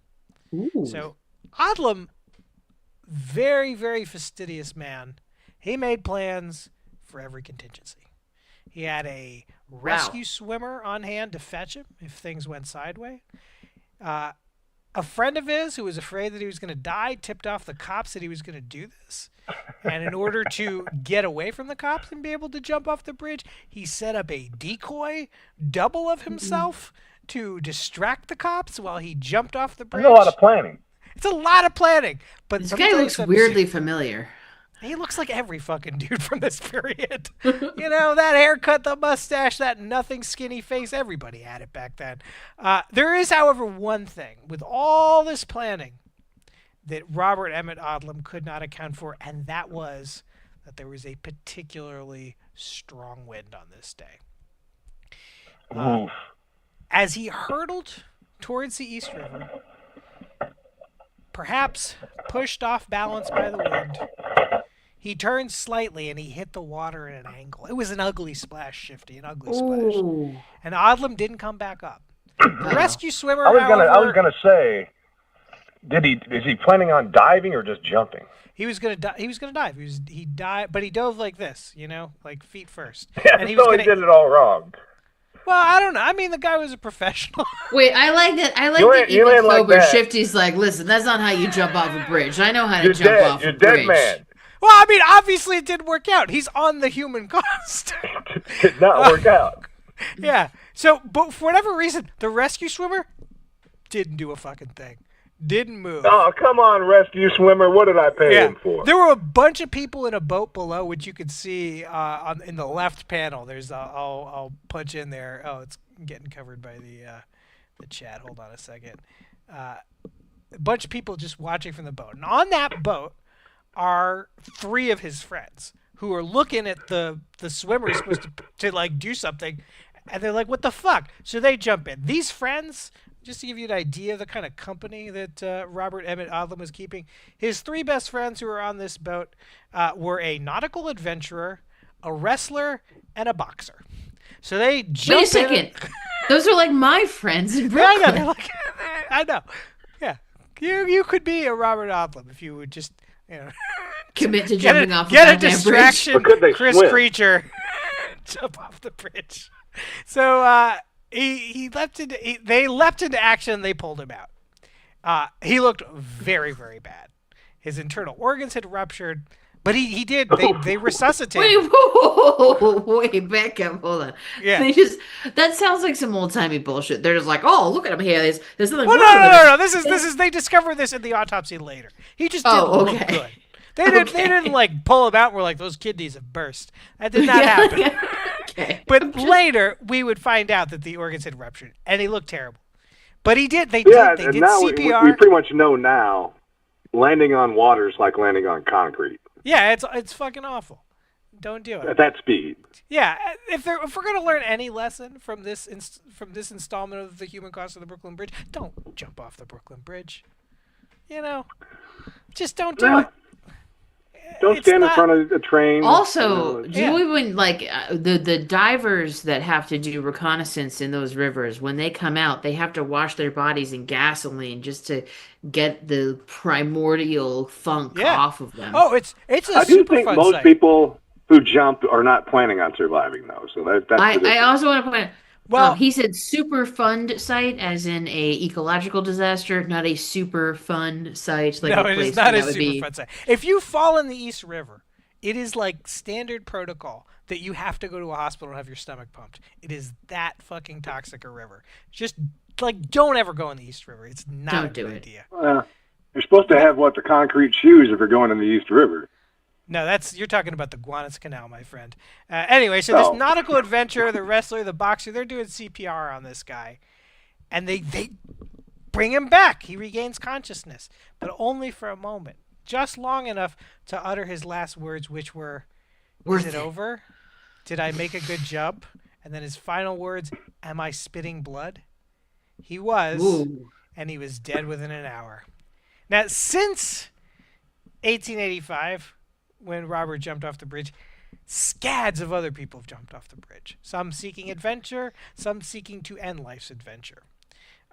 Depressed people will drive 20 miles, bypassing the Manhattan and Williamsburg bridges, just to get to the Brooklyn Bridge. Gary Gorman, an EMT with the NYPD, told the New York Times in 2003. Sometimes lives have probably been saved just because people had enough time to think about what they were doing while they were stuck in traffic. So shifty. Why don't you just get a building? They're everywhere. Just jump off a building. I don't know. Just don't jump off a building. I'm don't in a jump hurry. off the Brooklyn Bridge. I don't have time to drive all the way to Brooklyn Bridge. I need to do this now.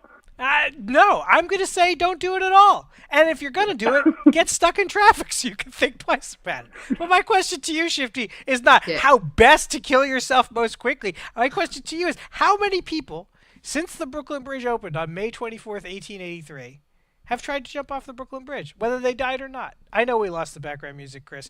I realized from the last 1883 one, it's not a good look for the human cost. 1883 That's going to be a lot. Until now. Oh, yeah, it's a lot. It's a lot. Ooh, wow. I'm just thinking man. I like the fact that if people were they're like, if I'm going to jump off a bridge, I better agree with its aesthetic choices. Shifty, if you get within 100, this is going to give you an idea of how big this number is. If you get it within I know it's going to be big. I'm going to give you 50 points if you get within 100. If you get within 200, I'll give you 10. I'm just thinking, am I going to go way, way too high or not high enough? It could be super high. It could be. The Brooklyn Bridge has been around for 130 some odd years at this point. Yeah, it's 100 something. Let's just see. Opened in 1883. 1,200. 1,200. Shifty. 142-year-old bridge. Let's get some other guesses in there. Let's get some other guesses from chat. What are That we saying? seems to me like that's probably low. But then if I said like 50,000, that would be way too high. You know, like 50,000. That's crazy. There are cities as big as 50,000. I mean, like a city full of people jumping off a bridge. line. Hey, there's a lot of crazy people in New York. There could be like 1,000 a day for all I know. 1,000 a day? They'd close the fucking bridge. They'd be like, this bridge is a menace. It's like 300,000 people. That's like a 9/11. There's millions and millions of people who live in New York, and 1,000 is like nothing. Tell me you've never been to New York without telling me you've never been to New York. Visk was saying 1,000. He's on the money with you. We're seeing 2,550 from both Sun King and Bone Amputee. 1,234 from Really Serial. Let's take a look at this. Shifty. Oh, 680 from Raw Django. Like to see it. Pustu coming in with $3,000. Boo! Jeez. Let's take a look. Now, before I reveal this, I want to say I don't 100% trust this number. I looked all over for this statistic. Yeah, the record keeping could have been, sketchy. Well, nobody's keeping it like exactly. My source for the number is from GabboLaw.com. Some random lawyer. Gabbo Law does not sound like. I gotta pull this up. I gotta find this. Because it's just like. Got you. You got me. All right. Who's your lawyer? Oh, it's William Gabbo. He's great. This lawyer's website just has I'm not going to reveal the number, but I'm just going to show you. This random lawyer's website just has facts about the Brooklyn Bridge. I don't know why. I don't know why they would have this, but they do.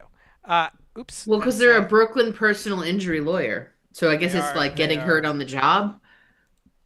This is not getting hurt on the job though. Bunch of ambulance chasers is what they are. This yeah, you wanna find out what your dog bite's worth? This is not that. Let's take a look. The true number, according to GabboLaw.com, is 1,000 people. And Visk got that on the nose. That's 50 points for Visk. Dang. And this is gonna be what do we say? 10 points for Shifty and everybody. I thought about going 1,000, and I thought, I'll bump it up to 1,200. Yeah. Well, you didn't. In all fairness to you, you did not know that. That's not bad though. That's not bad. The source for this was some Genki lawyer's website. I love there's all these little facts about the Brooklyn Bridge, including how many people have jumped off of it. And then right after you get to the how many people have jumped off of it, she's like, be sure to visit the Brooklyn Bridge. I don't. It's so nice. It's like a cemetery. People are dying. It's a cool place where 1,000 people have jumped off. Be sure to visit it yourself. I don't know how to feel about Gabbo. Yeah, go see it. Wow. It's a landmark.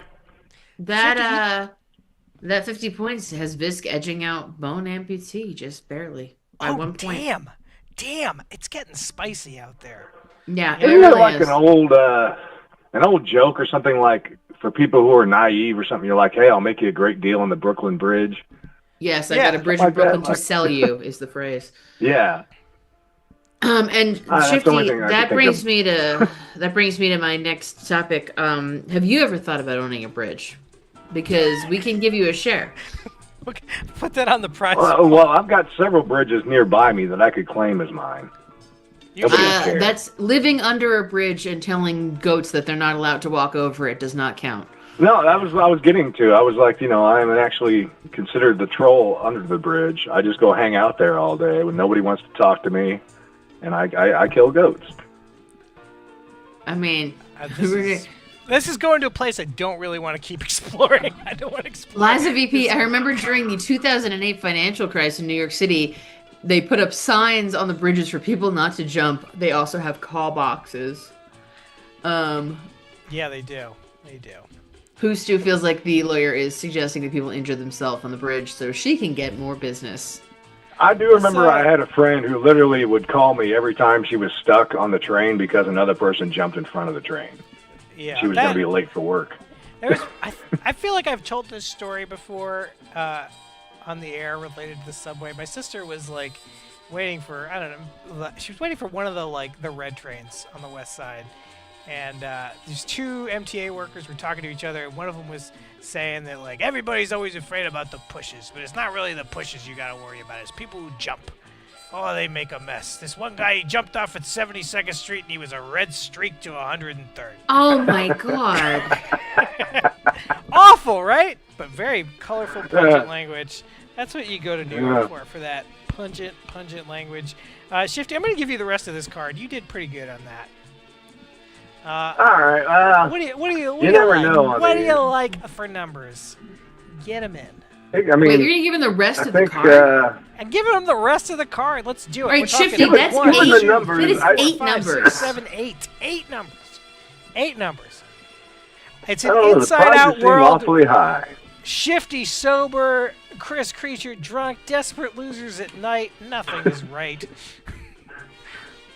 This is I'm not upside-down drunk day. yet. Backwards day. It is. Shifty, I need 8 numbers from you. I also need 8 numbers from the chat. We're going to really put Chris through the paces tonight. Hit me. You want all 8 of them now? Give them to me. Okay. Let's do it. See, This is, you see what we've got on the board. We're already looking at a 30, a 14, a 13, a 36. I'm going to go 22, 22. 25, 25. 27. 27. That would be a winner for us. Nice. No, that's there's a 27. Okay, I'll stick with it. 27. Looking for 5 more. 5. 1. Got it. 1. We've seen some high numbers. I feel like this card might 20. go to 40. I was just thinking like, man, let's go 8. 8. A lot of low numbers, Shifty. I had a lot of 20s. Yeah, you got 20s and a bunch of single digits. That's all you got right now. I need. I got Okay. 6. I need 2 more. 38. 38. Like it. And 34. 34. Not a winner for us, but could be a winner for you. All right, Shifty, here are your numbers. We're looking for 22, 25, 27, 5, 1, 8, 38. You could win 100. You could win 50. That'd be the most we've won on the show so far. It's not likely, but it's possible. No, it's not, none of it is likely, Shifty. This is a mug's game. Hey, I did technically win $500 on a $5 ticket one time in my life. That was recently too, right? No, this was years and years ago. No, you're talking about the $500 I won on a $50 ticket. Yeah. On a $5 ticket, that's incredible. Yeah, that is. $500 on any ticket. And I rubbed it in Matt's face. I totally did. I totally rubbed it in his face. I got news for you. Matt didn't care. No, sure he didn't, but I made a big deal out of it. I know you did. He had to give me a T-shirt. That's how I got the T-shirt, because we had a bet. We had a bet that the first person who won 500 would get a T-shirt, and I beat him. Wow. All right, here we go. We're looking at this 50. It's a 34. That's going to do it for you. Yeah. Wow, right off the I'm bat. already on top. Right out the gate. Also has 34. Very nice, gentlemen. What if I get them all? Sun King also has 34. Shifty, if you get them all, I will get you a shirt. I will make a Desperate Losers shirt, and I will send it to you. This, I actually Shifty, think and now- Sun King all doing great. I should have gone with a black one. The yellow shirt, it just doesn't. The graphic doesn't show up well. Yeah. All right, let's do the next one. So that was a 50. We got another 50 on the board. Let's take a look. Take a look. We're looking at it. It's an 11. Shifty, that shirt's not going to happen for you. Nah. All right. It's an 11. Did anyone else have an 11, Chris? I'm still fixated on the fact that currently Shifty's spend or prize points are at 666. You said 11? I think we got really serial with the win for that. Whoa! Like it. I like it. I like doing all the numbers at once. This is exciting. Yeah, I actually really enjoy that too. Maybe we should do it like this all the time. Let's do this 100. Ah. Let's find out. It's a 9. It is a 9. Not going to do it for Shifty. Does it do it for anyone else, Chris? Checking here, not seeing anything so far. Once upon a time, that was my lucky number. Oh, really? Cereal's got 9. Whoa! Really? Cereal? Holy shit. Hail yourself indeed, Cereal. Another damn. old AS stream. Yeah. You know, Really Cereal has not called in. I'll give Really Cereal 100 points if they call in. I will give Really Cereal. I will send them that dead egg. No, I'm just kidding. That'd be terrible. Yeah, just I'll tell you what. You call in, we won't send you the dead egg. We're looking at. The next prize up is 100. Let's take a look. We are looking for it's a 19. Not gonna do it for old Shift. Anybody have a 19 out there, Chris? I am not seeing a 19 so far. Yeah, no, we got nothing on 19. Horrible. That's a point. Ooh, for and Shifty gets a little bit of. You really get the when you hear the Shifty drop versus sober Shifty, you really hear the difference. I don't know. I guess if I said it now, it'd just be more like horrible. Yeah, that's not a drop though. You know. Sober Shifty is not gonna earn points. Leaving me messages, those are not gonna turn into drops. All right, let's do Bone it. APT also has a 9. I could send you a normal one. Nice. Bone amputee. Bone amputee. All right, now we're talking big money. Next little range here is 500s. Let's take a look at those 500s. Bone amputee is really. Bone amputee also has never called in. That could be 100 points for you, my friend. Ooh. 23. Anybody have a 23? Shifty did not have a 23. Mm-mm.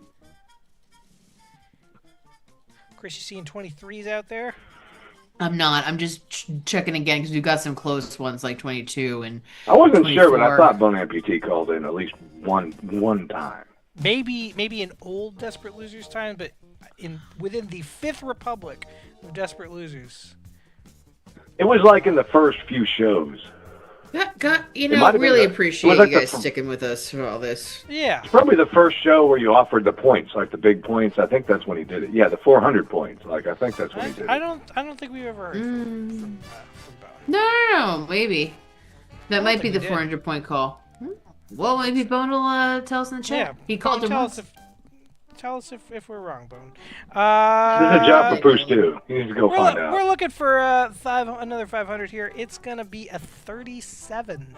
Not gonna do it for you. Shift awfully close to your 38 there. I'm getting close all over the place. There was I an know. 8, there was a 9. It's got a sting. Yeah, well, everybody's really close. You know. Any 37s though? No, close but no cigar. As in classic Desperate Loser style, everyone sucks. Yeah. Well, I mean, it is the name of the game. I'm just kidding. I love all you guys. You're great. 2,500. This is real money, Chris. I don't know if you noticed, this episode we are over 2,000 in the hole because. Yeah, we're screwed. I mailed you some stuff. Oh yeah. We had to pay our monthly bills on some stuff. That you guys need more income. We have like none. No, none. No income. None. You know, the IRS would declare this not a business. It'd be a fucking hobby. Let's take a look at this 2,500. Can that happen? What? Could they swoop in and decide we're not a business? Yeah. If we try to claim it for 3 years, they could. We're gonna do a drum roll for this. This is a lot of money. It's a 39. Not gonna do it for us. Anybody out there? God, Shifty's so close. Yeah, I So know. close. He's been one number off. If God, Shifty, according to Alien Bob's special method, Shifty is the losing ticket. Yeah. Like many times over. That rule is pretty commonly well known, but it's not necessarily set in I've won many times but it's usually off the bonus games. Like where it'll be that'll be popping up everywhere, one-off numbers or numbers in sequence. And I'll be like, oh, this is a losing ticket, and then I'll hit the bonus game and be like, yay! Yeah, but we're already losing here. It's not looking good. The jackpot This could turn is gonna around be though. like, Could you? it only takes one. That would be $1 million. Oh my God, you too. $1 million are underneath this scratch. Yeah, use your tiny Amazing that it goes from, motel knife to scratch it off. A worthless piece of paper to worth $1 million. Let's take a look. It's 33. That's not going to do it for us. It will not do it for Shifty. Does anyone out there have a 33 on the board? No, it's not a number people guess. We had a guess. Oh wait, no, Pooh Stew did. Pooh Stew did. Oh! That's a win I'm a for liar. Pooh Stew, but unfortunately for us, These nuts. Ooh. childish, Geraldo. Oh, Geraldo. Wow, Shifty, Pooh I'm- Stew really just moving up there, and with the college credits, really impressive. As I get all of these losers, these losing cards stacking up here, I'm thinking I might make wallets, like Matt used to do. Well, if you get an account, like on the thing, you can enter them in for second chance drawings. Yeah, I mean we'll do that because that's what the Latin Billboard week is. It's a second Yeah, chance. you know, you get points. You get to spin the wheel for points, and well, this is the Missouri lottery, and then you can use those points to buy more scratchers. I'll have to look and see. If New York does that or Miami. Yeah. Well, right now we're playing New York cards for a little bit. Ooh, Million Grande. Shifty, thanks for calling. Ooh, everybody take a good listen, because you're not going to hear me sober again. Probably not. This is the rarest Desperate Losers episode of all time. The one where And if I normally, I wouldn't have even been here. I would have had to work. I just happened to be off. Yeah, because thank God for George Michael impersonators. Yeah. Look at that scratcher dust. That's like almost as much as all the scratcher dust that we've scratched to date. Makes me wonder if you snorted that, what would happen? Nothing. Nothing would happen. Thank you. You would get a very sore nose. This is You'd be sneezing up. This is what I want for Christmas, milkshake. That's what you want? I want you to take all those used scratchers and let's make a beautiful wreath. Oh, that would be a good prize. That's a good craft project right there. Just some hot glue. Oh yeah. I'm gonna figure out a bunch of things to make with these scratchers. I feel like that could be a category of prize for us. Shifty, nobody likes the prizes. You got a lot of points. You've cashed in a couple prizes. What kind of prizes would you like to see?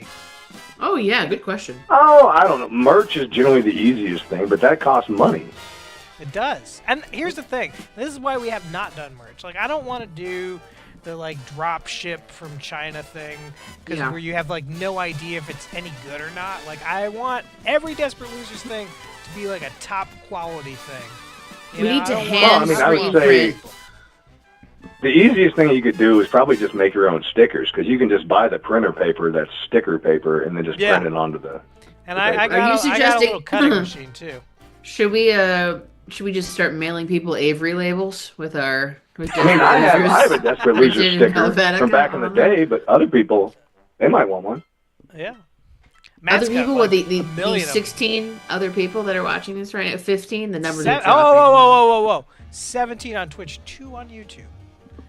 Can never forget. Don't forget about the YouTube. Our loyal 2 on YouTube. It's Bonamp. Well, one of them is, but who is And your that mother. other one? And my mother, yeah. It's your mother. Your mother. It almost certainly is my mother. Yo mama joke coming in. There's no Oh joke. no, I'm not. No, I would never be disrespectful to Milkshake's mother. Yeah. Ever. My mother's a great woman. No joke. She's phenomenal. You're a saint. Yeah. Shifty, thank you for calling. Yeah. I'll let you guys go. Alrighty. You have. Yeah, 'cause you got other calls to take.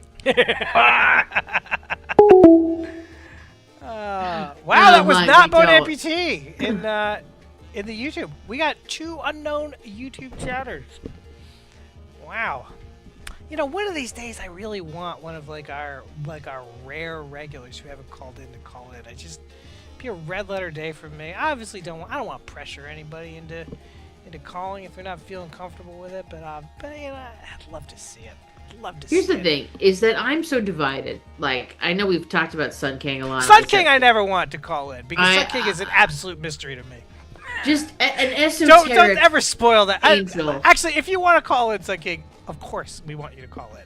But I love the mystery. I love the mystery of... Because Sun King's so good at Desperate Losers. Mhm. You know? So Sun good. King has won so many points. Oh my gosh. Just chat. Really, honestly, it feels like of the breadth of knowledge, the luck, it's all there. It's all firing on all the cylinders. I know. Sun King is tapped into like a main vein of existence or something. It's the collective subconscious. Yeah. You know how that works. Sometimes it feels like we're 2 auxiliary characters on Cheers, and we're forced to host the show. I feel like a lot of the audience also feels like we're 2 auxiliary characters. We're Yeah, big we're... There was one time I went into, I guess it was like a KFC or something, and nobody at the KFC seemed to know how to run the KFC.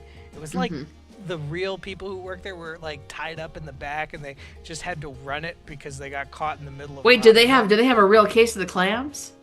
They did. They clammed. Clams. Let me see if I can get that drop. Oh, wow, shifty merchant. Matt had the charisma, and we've got jack shit. So it's true. Thanks, Shifty, coming from Matt you. Matt did have the charisma. Well, Listen, he put all his points in charisma, and we can't fight that. It's almost midnight on the East Coast. We should probably wrap this up soon. Let me see if I can find some good wrapping this up music for us to go out on. What do I got? What do I got? Wow. Oh my god. Nothing good. I want like some like inspirational music. Something nice and inspirational. I don't think. Wow, we're gonna. Here we'll go. We'll do this. We'll go out on some Wayne Cochran. Chris, what have we learned today? Brooklyn Bridge, was it worth it? No. In fact, if the Brooklyn Bridge wasn't there, then more people would be alive. Because what I've learned is that even when New Yorkers are depressed and thinking about ending it all, they're like, I don't want to jump off no ugly freaking bridge. I'm gonna walk my ass, gonna go through traffic, gonna get myself to a really gorgeous looking piece of stonework. There you have it, the Brooklyn Bridge. Not worth it. But should you fall off the Brooklyn Bridge?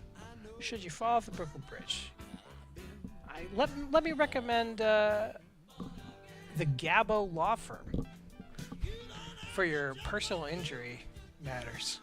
And I appreciate that she's a lawyer who has not shunned a smoky eye. No. Is there a nice picture of Gabo? There she is. Sure is. Smoky eye. She's a courtroom bulldog who can't be leashed. All right, well, Chris, great show. I think that's a good place to end it. Bye. Bye.